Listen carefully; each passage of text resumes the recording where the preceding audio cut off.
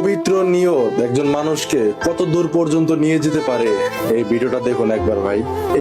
সমুদ্রের 50 ফিট গভীরে গিয়েও সৃষ্টিকর্তাকে ভুলে যায়নি।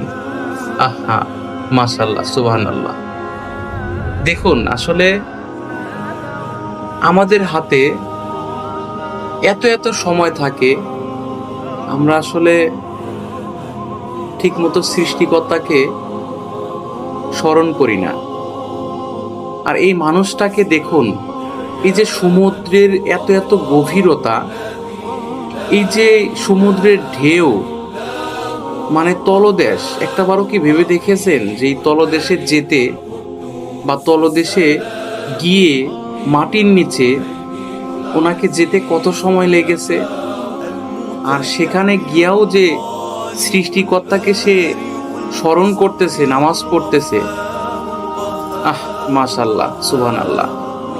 আসলে এই ব্যক্তির ঈমানটা কি পরিমাণের মজবুত হলে এই ব্যক্তি সমুদ্রের তলদেশে গিয়েও সে নামাজ পড়তেছে।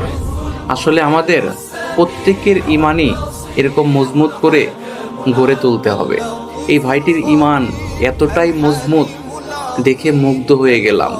মাশাল্লাহ, সুবহানাল্লাহ। কমেন্টে সবাই মাশাল্লাহ লিখে যাবেন।